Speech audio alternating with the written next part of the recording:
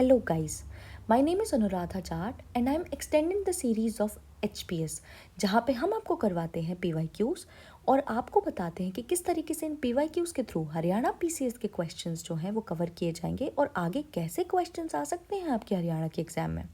मैं यहाँ कवर करने वाली हूँ हिस्ट्री के क्वेश्चंस। हमारा पहला क्वेश्चन है क्विट इंडिया मूवमेंट के बारे में, जो कि 1942 में इंडियन नेशनल कांग्रेस ने गोकुलदास तेजपाल संस्कृत कॉलेज से अनाउंस किया था। इसके अनाउंसमेंट के साथ ही ब्रिटिशर्स ने ऑपरेशन 0R चला के यहाँ के सारे मेजर लीडर्स जो हैं उनको गिरफ्तार करवा लिया था। इसीलिए क्विट इंडिया मूवमेंट को लीडरलेस मूवमेंट भी कहा जाता है। और इसी को काउंटर करने के लिए जो यंग लीडर्स थे हमारे, जैसे कि उषा मेहता, जैसे कि जयप्रकाश नारायण, इन्होंने अंडरग्राउंड रेडियो स्टार्ट किया था। तो फर्स्ट ऑप्शन एकदम करेक्ट है हमारा कि उषा मेहता जो है ये रेडियो ब्रॉडकास्ट करती थी। वहीं एक और ऑप्शन जो इस क्वेश्चन का करेक्ट है वो है मतंगिनी हजरा का, जिन्होंने अटैक किया था पुलिस स्टेशन पे, और वो पुलिस स्टेशन था तमलूक मिदनापुर का। मतंगिनी हजारा ये एक बहुत इंपॉर्टेंट स्वतंत्रता सेनानी है जिन्होंने 6000 अपने प्रोटेस्टर्स के साथ पुलिस स्टेशन पर हमला किया था। इनके हाथ में था तिरंगा और ये इनकी ज़बान पे था वंदे मातरम। ब्रिटिशर्स ने एक गोली मारी इन्हें, ये गोली इन्हें डायरेक्ट लगी, दूसरी गोली इन्हें मारी गई, लेकिन तिरंगा इनके हाथ से नहीं गिरा। ये लास्ट तक भी वंदे मातरम बोलती रही और इन्होंने अपनी शहादत दे दी। ये थी हमारी एक स्वतंत्रता सेनानी मतंगिनी हजरा। शाहजहां की कंस्ट्रक्शन एक्टिविटीज़ के बारे में आपसे एक क्वेश्चन किया गया है कि आपको मैच द फॉलोइंग करनी है। Moti Masjid, Jahangir mausoleum, extensive use of calligraphy and first commission after becoming emperor. Shahjahan जैसे ही एम्परर बनते हैं तो पहली चीज़ जो कोई भी शहंशाह करवाएगा, अपना थ्रोन कंस्ट्रक्ट करवाएगा। तो डी का ऑप्शन जो है वो थर्ड करेक्ट है, यानी आप ये एलिमिनेट कर सकते हो, ये एलिमिनेट कर सकते हो। ठीक है। एक्सटेंसिव यूज़ ऑफ कैलीग्राफी, या आप अगर थोड़ा सा भी कॉमन सेंस लगाओ तो आपको लगेगा कि एक्सटेंसिव यूज़ ऑफ कैलीग्राफी जो है वो लाहौर या आगरा तो हो नहीं सकता। ऑप्शन एक ही बचता है, ताजमहल।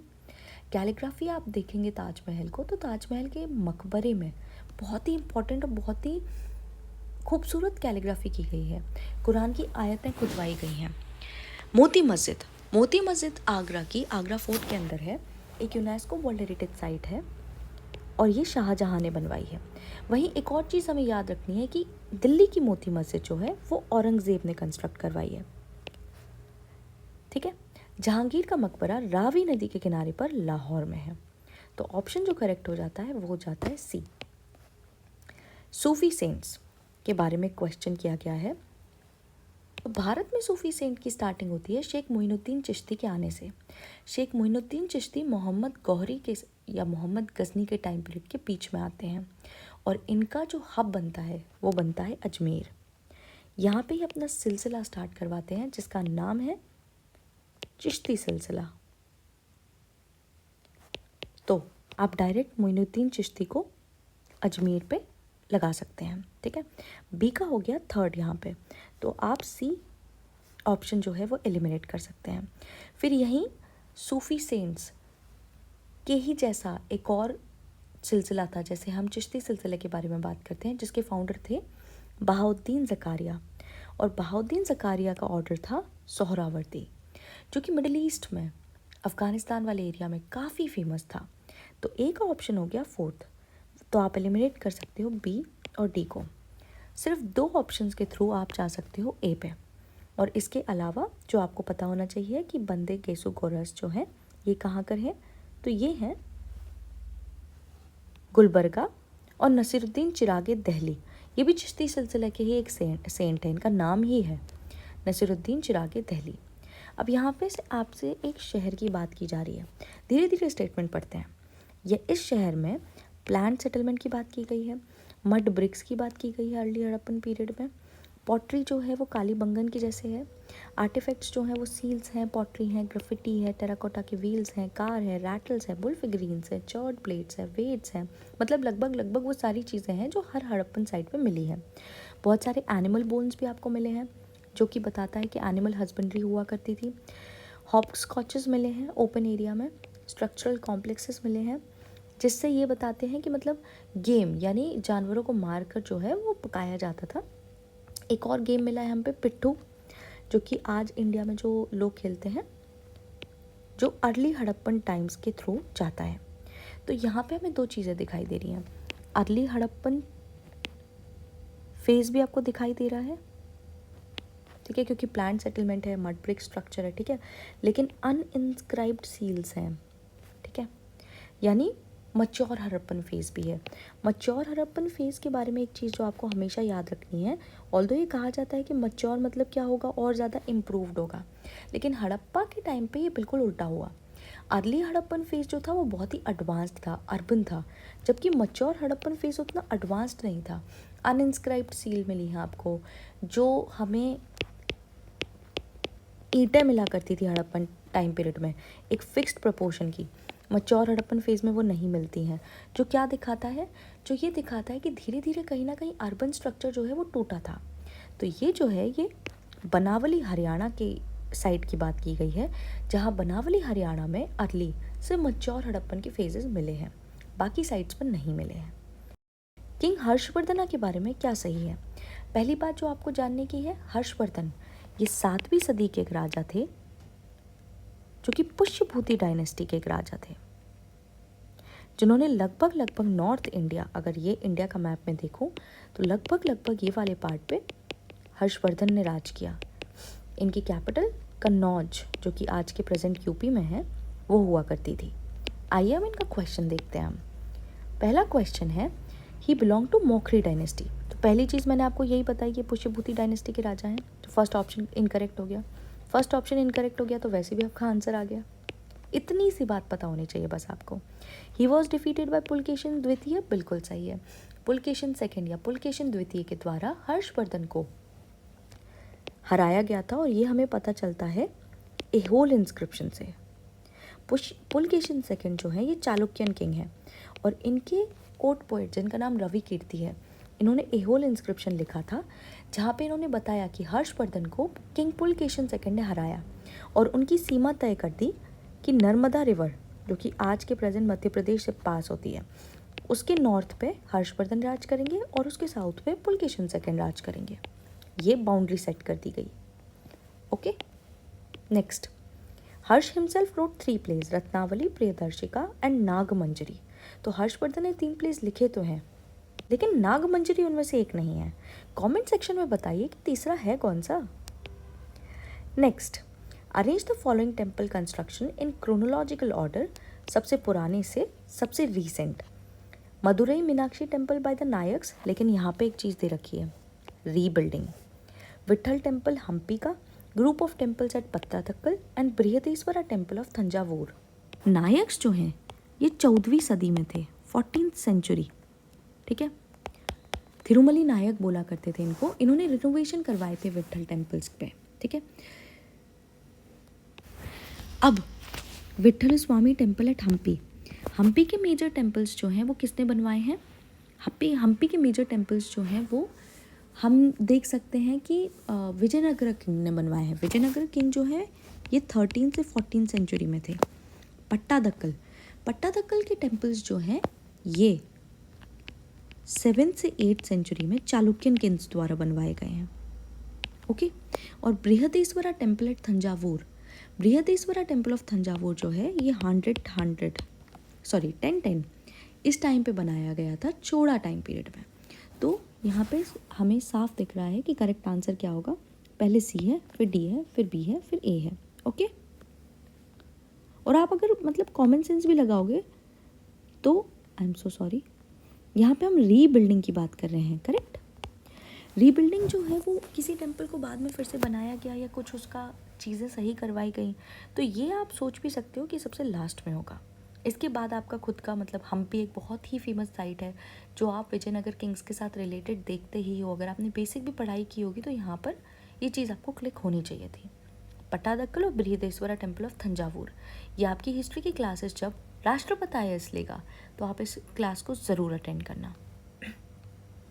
नेक्स्ट, अरिकिमेडु, तुल्कापियम, वल्लाल्स, माइन वैली। अरिकिमेडु पुडुचेरी के पास में एक बहुत ही फेमस आर्कियोलॉजिकल साइट है, ओके, पुडुचेरी के पास में। और यहाँ पर मतलब अभी भी एक्सकवेशन चल रहे हैं। यहाँ पे इंडो रोमन ट्रेडिंग के बहुत सारे मतलब अवशेष मिले हैं हमें, ठीक है, बीड्स मिली है हमें यहाँ पे, जिससे हमें पता चलता है कि इंडिया जो है वो पैसिफिक के साथ ट्रेड किया करता था। और जो हमारी पहली लिखी गई बुक है जिसका नाम है पेरिप्लस ऑफ एरिथ्रियन सी, ये एक एनोनिमस बुक है जो हमें नहीं पता किसने लिखी है। उसमें भी एरिकमेटो को जिक्र मिलता है, ठीक है, कि एरिकमेटो जो था वो एक बहुत इंपॉर्टेंट साइट थी। ये कोस्ट लाइन पे है, सब कॉन्टिनेंट की कोस्ट लाइन पे, पुडुचेरी के एकदम पास में। ओके, तो ये जो है इसे रोमन फैक्ट्री इसीलिए बोला जाता है क्योंकि यहाँ पे रोमन कॉइन्स और बीड्स मिले हैं। तुलकापियम, तुलकापियम एक तमिल लिटरेचर है और मोस्ट एंशिएंट टेक्स्ट है तमिल ग्रामर का। ये तुलकापियार ने लिखी है। वल्लाल क्या है? एंशिएंट जो तमिलगम थे, ठीक है, ये ऐसे राजा थे जो लेसर डायनेस्टीज़ के राजा थे, जो कि संगम लिटरेचर में मेंशन्ड है, ठीक है, लेसर। तो इन्हें क्या बोला जाता है? पेट्रन्स। माँ एंड वेली, ये लैंड मेजरमेंट आप देखोगे भी दो अलग अलग चीज़ हैं, तो आप इस चीज़ को वैसे भी मतलब कॉमन सेंस के थ्रू भी कर सकते थे कि दो अलग अलग चीज़ हैं। तो ना तो वो पेट्रन्स हो सकते हैं, ना वो रोमन फैक्ट्रीज हो सकती है, ना वो तमिल ग्रामर हो सकता है। तो क्या हो सकता है? ये तमिल स्पीकिंग रीजन में लैंड के मेजरमेंट को बोला जाता था माँ एंड वेली। ओके, तो the answer is going to be A का 3, बी का 4, सी का 1, डी का 2। Next, mangoes, different variety of mangoes के बारे में बात की है। This is not a history question, will skip it. Next, Rajendra Chola introduced Malikai Kol, a standardized measuring unit. Rajendra चोला's son Maulivarman built the famous Brihadeeswara temple of Thanjavur. अब यहाँ पे आपको दो चीज़ देखनी है, ठीक है, क्या? ये स्टेटमेंट का क्वेश्चन है। यहाँ पे आपको ये देखना है कि दोनों स्टेटमेंट सही है कि नहीं है। अगर एक भी स्टेटमेंट गड़बड़ है तो फटाक से आप आंसर पे पहुँच सकते हो, ठीक है। तो यहाँ पे हम देखते हैं, राजेंद्र चोला को गंगईकोंड चोलपुरम भी बोला जाता था। ये 1014 से लगा के 1044 AD इस टाइम पे राज किया करते थे, आज के ये वाले पार्ट पे।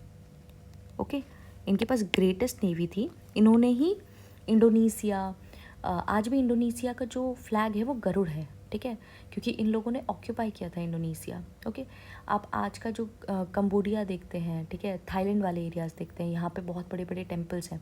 यहाँ पे हिंदू डायनेस्टीज फॉर्म कराने का क्रेडिट जो है वो चोड़ास को जाता है।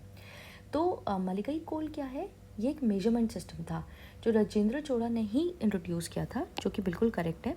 आपको ये टर्म याद रख लेना है क्योंकि आपको मैच द कॉलम में हो सकता है अगले साल पूछ लिया जाए ये, ठीक है।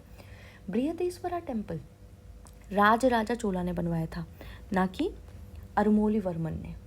ये बहुत इंपॉर्टेंट और बहुत बड़ा टेम्पल है जो लॉर्ड शिवा को डेडिकेटेड है।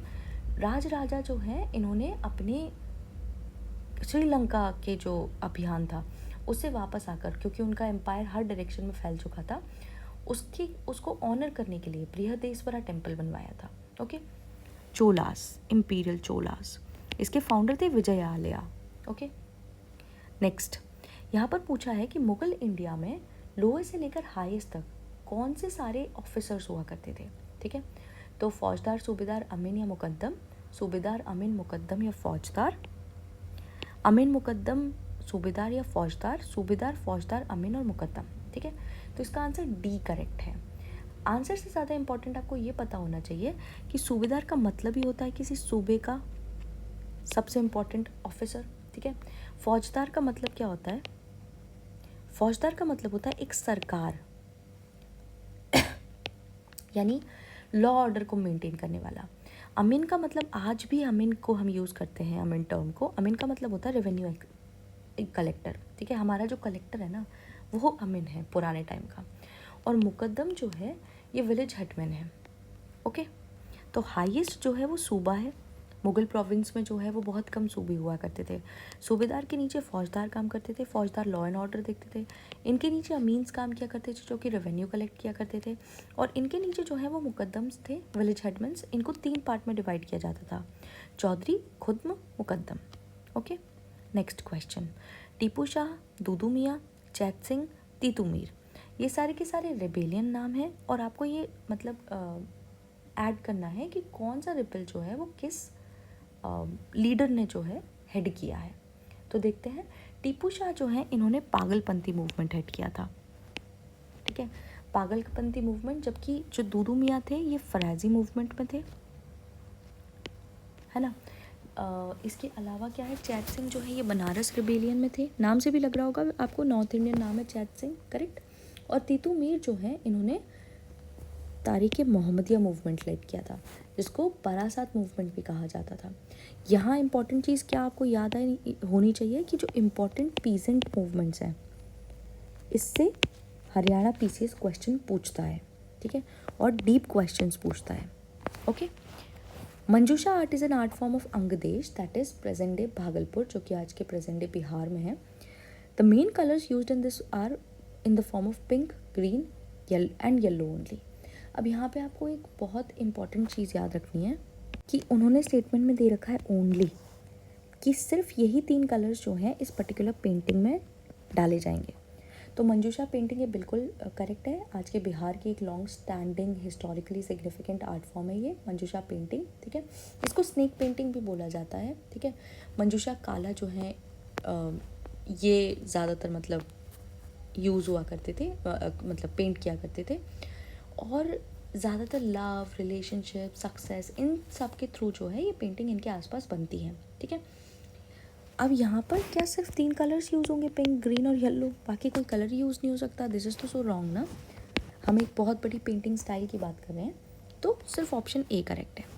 किलाकोट, कोहबर, थियाबाड़िया, मुराकुटी, ये जो है ये भी पेंटिंग स्टाइल्स हैं। 2 क्वेश्चन पेंटिंग स्टाइल से आने का मतलब क्या है, पेंटिंग स्टाइल एक इम्पॉर्टेंट थीम है हरियाणा पीसीएस का। ये जो सांझी पेंटिंग है, ठीक है, ये मथुरा का ट्रेडिशनल आर्ट फॉर्म है, जहाँ पे जो कि कृष्ण भगवान का ऑफकोर्स मतलब होम टाउन है, यहाँ पे अस्प्रति पक्ष, ठीक है, फोर्टनाइट ऑफ एंसेस्टर्स बोला जाता है इसको, अस्प्रति पक्ष को। यहाँ पे यंग गर्ल्स जो होती हैं राजस्थान के आसपास की, वो बहुत सारे मोटिव्स बनाती हैं अपने घर के गेट पे, द्वार पे, ठीक है, जिसको कहते हैं सांझी, है ना। और इसको किला कोट भी बोलते हैं, ठीक है, कि फोर्टिफाइड ड्वेलिंग। ये क्यों हो जाता है कि ये जो पहली बात तो ये सारे मोटिव्स बनते हैं काऊ डंग से हर दिन, है ना, और नेक्स्ट डे इनको मिटा दिया जाता है और इनके जगह पे दूसरा पेंटिंग बनता है, ठीक है। ये हर दिन होता है टिल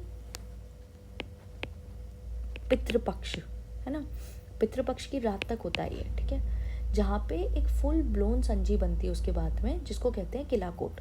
किलाकोट का मतलब ही होता है फोर्टिफाइड ड्वेलिंग, ठीक है। तो ये ठीक है।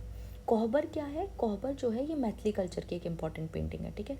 न्यूली वेड कपल जब अपने घर आता है तब ये पेंटिंग बनाई जाती है। ये फर्टिलिटी, लव ऑफ लाइफ, इन सब चीज़ों को डिपिक्ट करती है। मधुबनी पेंटिंग जो है वो भी मिथिला की एक बहुत इंपॉर्टेंट पेंटिंग है, जो कि बिहार में होती है, ठीक है। कोहबर, मधुबनी लगभग लगभग सेम है। उसके बाद पट्टा चित्र, पट्टा चित्र जो है पत्ते पे चित्र या माइथोलॉजिकल नरेटिव्स या फोक टेल्स के आसपास होता है, ठीक है। और इसकी कुछ बहुत इंपॉर्टेंट थीम्स हैं, जिसका नाम है थियाबाड़िया।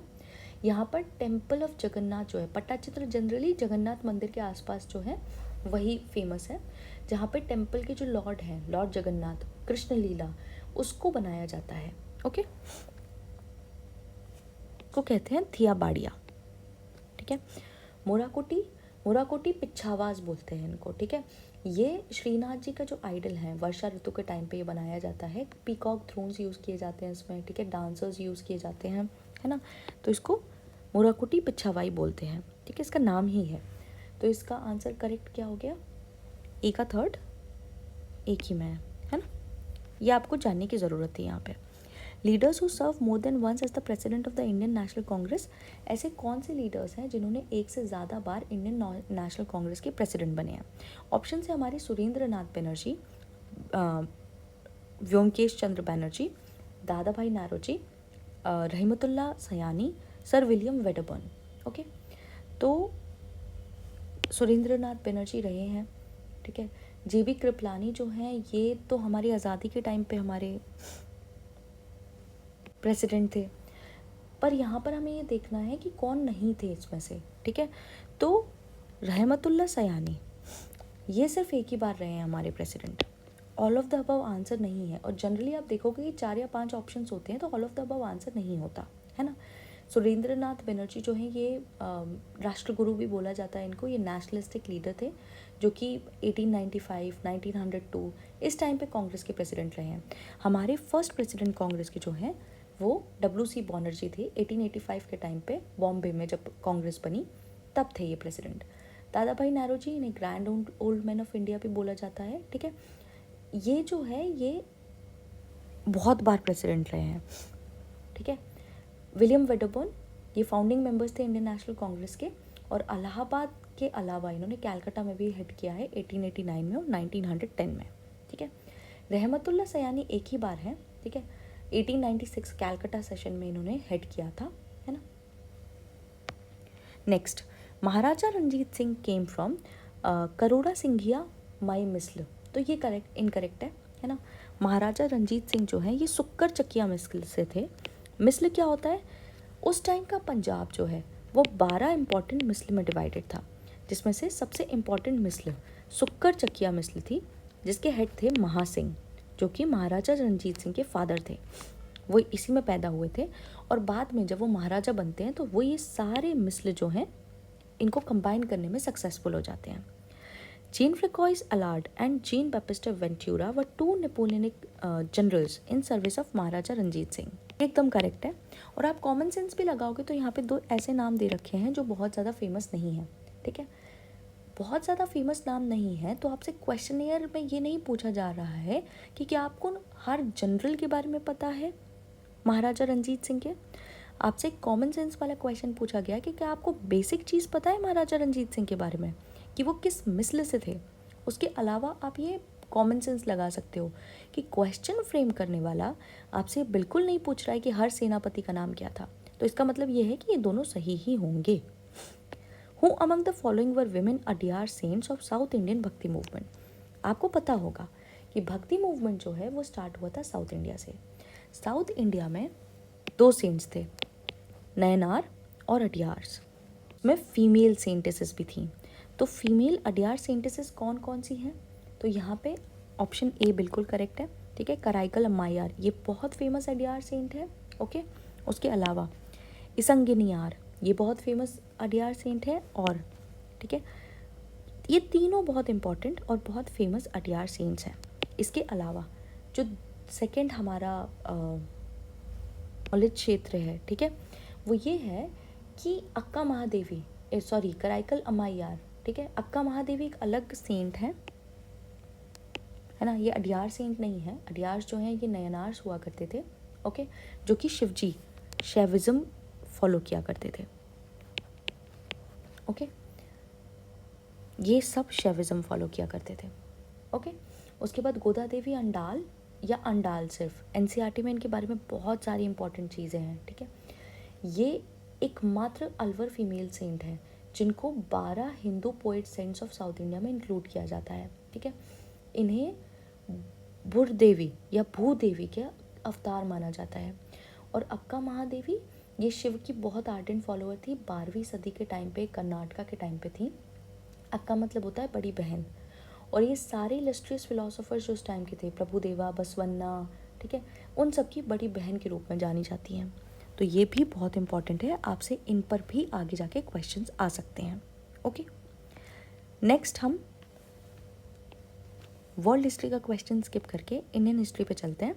Sanchi copper plate inscription, Aihole pillar inscription, Allahabad pillar inscription और 12 कॉपर प्लेट इंस्क्रिप्शन। यहाँ पर आपको इन इंस्क्रिप्शंस और इनसे रिलेटेड किंग के बारे में जानकारी पूछी है। आपको एक चीज़ याद हो तो मैंने आपको बताया था एहोल पिलर इंस्क्रिप्शन जो है वो पुलकेशन सेकंड से रिलेटेड है, करेक्ट। तो यहाँ पे आप डायरेक्ट लगा सकते हो कि बी का जो है वो फर्स्ट ऑप्शन है, तो सी और डी ऑप्शन आप अपने आप एलिमिनेट कर सकते हो, ओके। सांची जो कि मध्य प्रदेश के भोपाल जो कि उसका कैपिटल है उसके पास का एक शहर है, जहाँ पर एक बहुत इम्पॉर्टेंट स्तूपा है अशोका के टाइम पीरियड का। लेकिन सांची का जो कॉपर प्लेट इंस्क्रिप्शन है वो चंद्रगुप्त के टाइम का है।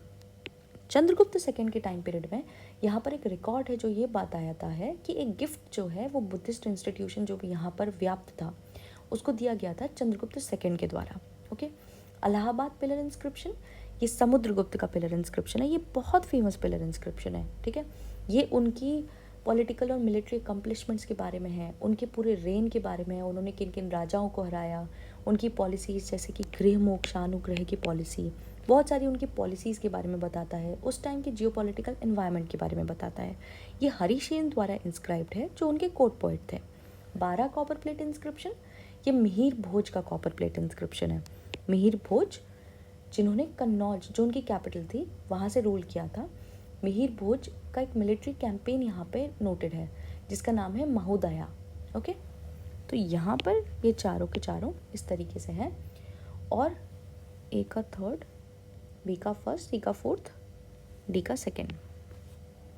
करेक्ट। नेक्स्ट, दहसाला सिस्टम, बीकाए दफ्तरी, बिस्वा या फिर गज। ये किसने किसने स्टार्ट किया था? तो दहसाला सिस्टम बहुत ही फेमस एक सिस्टम है जो कि राजा टोडरमल ने स्टार्ट किया था अकबर के टाइम पीरियड में। ये क्या था दहसाला सिस्टम कि 10 साल तक, दहसाला मतलब 10 साल तक लैंड जो है वो पूरी तरीके से नापी गई।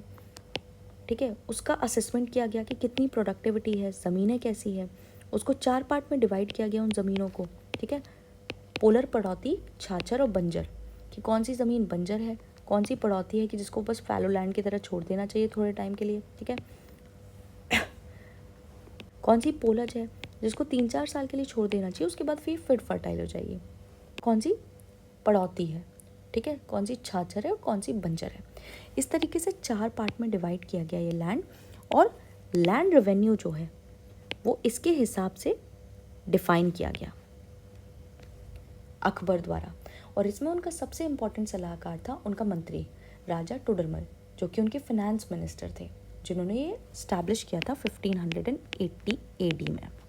ये बहुत इंपॉर्टेंट चीज़ है। ठीक है ना, 4 लैंड जो आपको याद रखनी है इसमें, पोलज, ठीक है, जो हर साल मतलब बढ़िया लैंड थी, पड़ौती, ठीक है, जिसको मतलब 1-2 साल तक छोड़ देना चाहिए प्रोडक्टिविटी के लिए, छाछर जिसको 5 साल तक छोड़ देना चाहिए तब जाके ये फर्टाइल होगी फिर से, और बंजर जो किसी काम की नहीं है। ठीक है, 4 साल से ज़्यादा इसको ज़रूरत पड़ेगी छोड़ने की। ये चारों के चारों लैंड जो है इसका डिवीजन इस तरीके से था। फिर बीगाए दफ्तरी, बीगाए दफ्तरी जो है ये दीरे शाहजहानी भी बोला जाता था इसको। ठीक है, ये शाहजहां के टाइम पीरियड में लैंड मेजरमेंट या गवर्नमेंट रिकॉर्ड के लिए था। बिस्वा, अलाउद्दीन खिलजी जो थे ये पहले ऐसे सुल्तान थे दिल्ली सल्तनत के जिन्होंने चाहा कि इनके एम्पायर का लैंड जो है वो मेजर होना चाहिए, और इसके लिए इन्होंने एक यूनिट दी थी जिसका नाम था बिस्वा। गज, बहलोल लोदी जो कि लोदी डायनेस्टी का पहला राजा था और दिल्ली सल्तनत का सबसे लॉन्ग टेन्योर जिसने एंजॉय किया है वो है बहलोल लोदी। ठीक है, बहलोल लोदी के ही बेटे हैं सिकंदर लोदी, इन्होंने स्टार्ट किया था गज, इसीलिए इसको बोलते हैं गज सिकंदरी। इसमें 32 डिजिट होती हैं। ओके, तो इसका आंसर क्या हो गया? इसका आंसर हो गया ए का सेकंड, ओके, बी का थर्ड, ओके, सी का फर्स्ट और डी का फोर्थ, सी है ना। नेक्स्ट, मातानी पचेड़ी, सांची, फड़ और सौरा पेंटिंग्स। सांची जैसा कि मैंने आपको बताया था जब हम कर रहे थे, मथुरा में प्रैक्टिस की जाती थी। ठीक है, तो मथुरा जो आता है वो आता है यूपी में। ठीक है, मातानी पचेड़ी ये गुजरात की एक आर्ट है जो साबरमती रिवर के आसपास जो है वो फॉलो होती है। फड़, फड़ पेंटिंग्स जो है ये फोक आर्ट है राजस्थान की। ये जो है ये जनरली लॉन्ग कैनवस पे की जाती थी, जहाँ पे राजस्थान की जो फोक डीटीज़ हैं उनको पेंट किया जाता था, जैसे पब्बू जी हो गए, जैसे देव नारायण हो गए। सौरा पेंटिंग ये उड़ीसा की पेंटिंग्स हैं, ये उड़ीसा की पेंटिंग्स हैं जो वॉल म्यूरल पेंटिंग्स भी कहते हैं इनको। ठीक है, ये जो है ये जनरली डीटी या फिर मतलब आइडल्स उनके ऑनर के लिए बनाई जाती है वॉल्स पे। ठीक है, तो यहाँ पे आपका आंसर ए का सेकेंड, तो एक ही बचता है। Okay, next question, rise of Pratiharas under king Mihir Bhoj, establishment of Pallava power under Mahendra Varman, Pala dynasty founded by Gopala, establishment of Chola power by Parantaka one. आप एक चीज़ नोटिस कर रहे होंगे, ट्रेंड नोटिस कर रहे होंगे, हरियाणा पीसीएस को टाइमलाइन से बहुत इंपॉर्टेंट चीज़ है। आपको इतिहास की टाइमलाइन पता होनी चाहिए, कौन पहले आया कौन बाद में आया, ये कौन सी डायनेस्टी किस टाइम पे है, ये आपके दिमाग में मोटे मोटे तौर पे अंकित होना चाहिए। जैसे चोला डायनेस्टी मैंने आपको बताई इस टाइम पीरियड में थी। ठीक है, गोपाल, पाला डायनेस्टी ये 9th सेंचुरी में है। ओके, पल्लवा डायनेस्टी ये 4th सेंचुरी एडी के टाइम पे रूल कर रहे थे, और प्रतिहारास और पालास जो हैं ये बहुत ज़्यादा कंटेम्प्रेरी हैं। ठीक है, इन्हीं के बीच में पार्टाइट स्ट्रगल हुआ करता था, पालास, प्रतिहारास और राष्ट्रकूटास, जिसमें विनर थे राष्ट्रकूटास। लेकिन यहाँ आपको फाउंडर नहीं बोल रहे हैं, यहाँ आपको ये बोला गया है कि एक राजा है, किंग मिहिर भोज या फिर भोज वन, जो कि प्रतिहार नरेश हैं, उनके अंडर प्रतिहारास जो हैं वो उठ रहे हैं। तो फाउंडर ऑलरेडी कोई और है और एक राजा के अंडर प्रतिहार उठ रहे हैं। तो पहले पाल डायनेस्टी फॉर्म होगी, तब प्रतिहार के टाइम पे कोई राजा जो है वो उठेगा। करेक्ट। अब जैसा कि आपको दिख रहा होगा यहाँ पे हम आंसर जो है उस तक पहुँच चुके हैं कि सबसे पहले जो है वो पाला पावर या फिर पल्लवा पावर या फिर पल्लवाज आएंगे। तो सेकंड जो है वो सबसे पहले होगा, उसके बाद थर्ड होगा, उसके बाद फर्स्ट होगा और लास्ट में फोर्थ होगा। Okay. Again with reference to the Indian freedom struggle consider the following events. Again आपसे क्रोनोलॉजी पूछी है, तो हिस्ट्री में आपकी क्रोनोलॉजी बिल्कुल स्ट्रांग होनी चाहिए। इसके लिए आप ज्वाइन कर सकते हैं राष्ट्रपति IAS, जहाँ पे आपको हिस्ट्री के एकदम सॉलिड लेक्चर्स मिलेंगे, जिसके थ्रू आप अपने हरियाणा PCS को क्लियर करने का ड्रीम रियलिटी बना सकते हैं। आइए क्वेश्चन करते हैं फिर से। Second round table conference, Dandi march, Rowlatt act, death of Jatin Das. तो यहाँ पर second round table conference, Dandi march, Rowlatt act और डेथ ऑफ जतिन दास, ये बहुत फेमस इवेंट्स हैं। ठीक है, आप लोगों ने कभी ना कभी ज़रूर इनके बारे में सुना होगा। रॉलेट एक्ट, जिसके बाद में गांधी जी ने रॉलेट सत्याग्रह भी किया था, इसको एनार्कियल एंड रिवोल्यूशनरी क्राइम्स एक्ट भी बोलते हैं, जिसके थ्रू किसी को भी बिना अरेस्ट वारंट के अरेस्ट करवाया जा सकता है। ओके, ये एक्ट 1919 में लाया गया था, है ना। डेथ ऑफ जतिन दास, आप लोगों में से जिसने भी रंग दे बसंती मूवी देखी होगी, उसमें देखा होगा कि एक हंगर स्ट्राइक के बारे में दिखाया गया है, जहाँ पे इतिहास की सबसे बड़ी हंगर स्ट्राइक दिखाई गई है कि एक बंदा, सारे के सारे कैदी जो हैं वो ब्रिटिशर्स से, क्योंकि वो पॉलिटिकल प्रिजनर्स हैं, राइट्स मांग रहे हैं कि हम पॉलिटिकल प्रिजनर्स हैं तो हमें बुक्स दी जानी चाहिए, हम पर ज़्यादती नहीं होनी चाहिए, हमें रिस्पेक्ट दी जानी चाहिए। और ये जो हमारे रिवोल्यूशनरी थे जतिन दास, इन्होंने रिवोल्यूशन करके 63 डेज तक हंगर स्ट्राइक पर रहे। इतिहास में इतनी बड़ी हंगर स्ट्राइक कभी नहीं हुई। 63 दिन तक ये बंदा भूखा रहा और आखिर में मर गया अपनी डिमांड मांगते मांगते। ये थे जतिन दास, जो लाहौर सेंट्रल प्रिजन में जिनकी डेथ हुई 1929 में। नेक्स्ट हुआ हमारा क्या, दांडी मार्च। ये 24 दिन का एक मार्च था, जिसके बाद सिविल डिसोबीडियंस मूवमेंट 1930 में स्टार्ट कर दिया गया था। ठीक है, यहाँ पे गांधी जी ने नमक कानून तोड़ा था और नमक बनाया था। इसके बाद ही फर्स्ट राउंड टेबल कॉन्फ्रेंस इसके टाइम पे हुई थी और सेकेंड राउंड टेबल कॉन्फ्रेंस इसके बाद हुई थी, जिसको गांधी जी ने अटेंड किया था। ये इकलौती ऐसी राउंड टेबल कॉन्फ्रेंस थी जिसको कांग्रेस ने अटेंड किया था और कांग्रेस की तरफ से गए थे गांधी जी। ओके, तो यहाँ पे हमारा सीक्वेंस क्या हो जाता है, हमारा सीक्वेंस हो जाता है 3, 4, 2, 1। करेक्ट।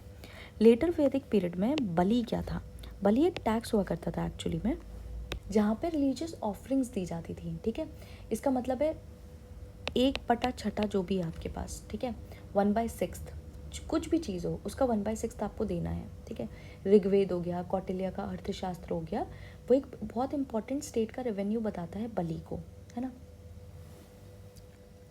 अष्टपद, एंशिएंट इंडिया में अष्टपद क्या हुआ करता था, एक marriage ritual, asura with 8 legs, game of chess या फिर cavalry unit comprising of 8 horses. अष्टपद जो है ना, ये एक एंशिएंट इंडियन गेम है, ठीक है, जिसको हम चेस का गेम भी कहते हैं, और इसी वजह से ये कहा जाता है कि जो चेस गेम है वो हमारे ही यहाँ पे स्टार्ट हुआ है। ठीक है, हालांकि ये प्रेजेंट डे चेस की तरह नहीं है, पहले का चेस थोड़ा सा डिफरेंट हुआ करता था, 8x8 का बोर्ड हुआ करता था, ये प्री कर्सर था चेस का। ठीक है, जिसको डाइस के थ्रू खेला जाता था। आपका नेक्स्ट हिस्ट्री का क्वेश्चन आता है एकदम मिड ऑफ द पेपर में, जो क्वेश्चन है 80 और 81। यहाँ पे अगेन आपके मॉडर्न हिस्ट्री के मैच द फॉलोइंग के क्वेश्चंस हैं, जो कहीं ना कहीं टाइमलाइन से रिलेटेड हैं। ओके, DD कर्वे या फिर धोंदो केशव कर्वे, लक्ष्मण नायक, मतंगी हजरा और सतीशचंद हीरानंद वात्स्यायन अज्ञेय। मतंगी हजरा तो आप मतलब डायरेक्टली बोल सकते हो, ठीक है, Pioneer of, sorry I am really sorry, इन्हें ओल्ड विमेन गांधी बोला जाता है। ओके, क्यों बोला जाता है ये मैं आपको ऑलरेडी बता चुकी हूँ, क्योंकि इन्होंने एक नॉन वायलेंट प्रोटेस्ट जो है वो लीड किया था।